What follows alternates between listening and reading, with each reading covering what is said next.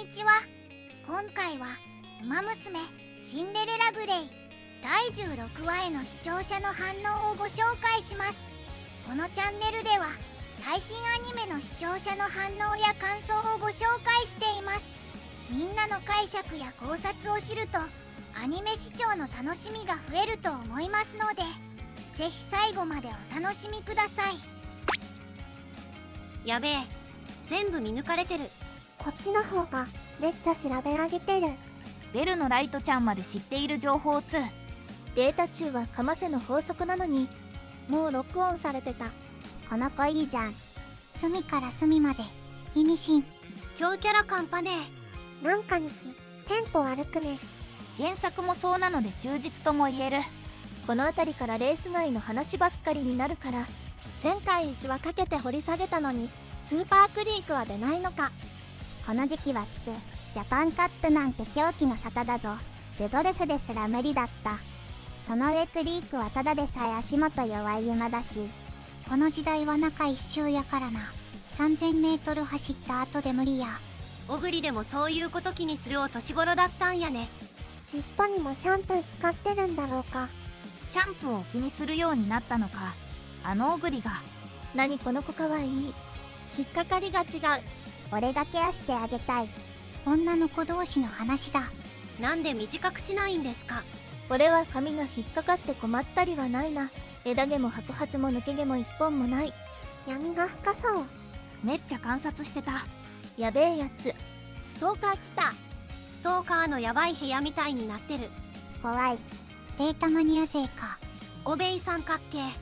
こんだけデータ集めて普通に惨敗するキャラだったら新しい。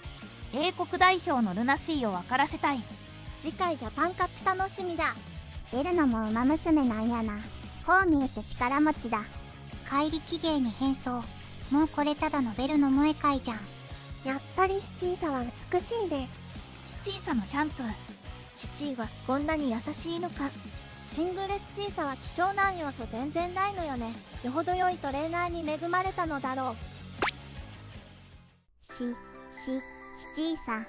シングルキャラ見てるとゴルシやボリクリがあの見た目で170で収まってるのがおかしいや。チチーサは中の人のコスプレがエロかった。ゴールドシチューって名前は聞いたことあるな。あんまり美形って感じの顔じゃないな。グッドルッキングホースって言われてたのに。オグリもメスなんだな。シャンプー。トリートメントはしているか。もちろんバー油のシャンプー。小栗そういうの気にするんだ。牛乳石鹸で洗ってます。シャンプー何を使ってるか、より地肌をきちんと洗っているかだよ。シャンプーを気にするようになったのか。あのオグリが。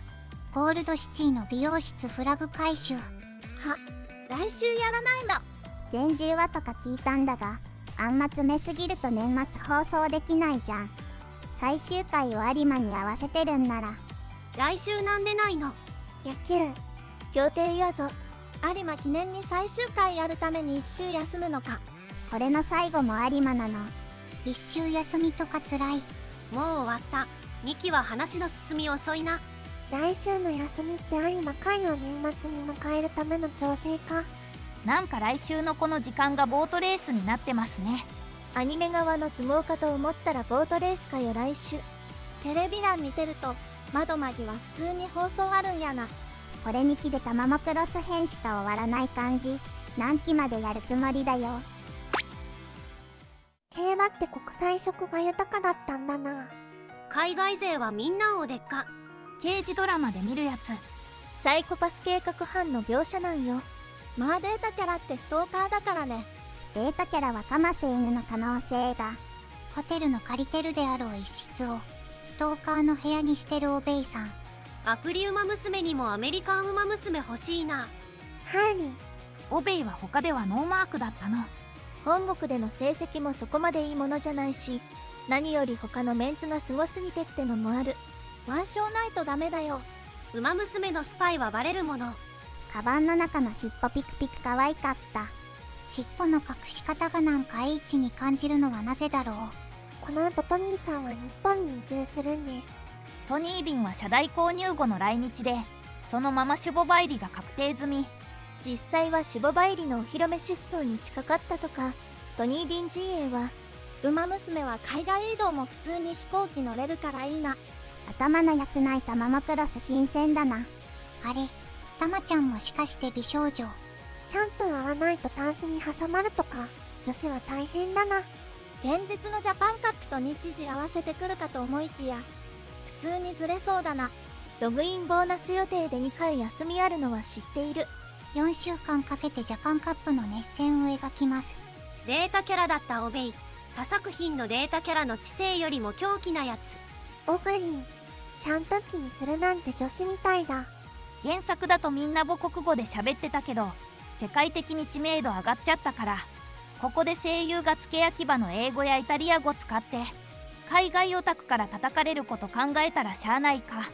何度でも聞いていられるエンディング。これマジでアニメとリアル有馬記念の話し合わせようとしてます。ジャパンカップに参戦する海外勢の特集会。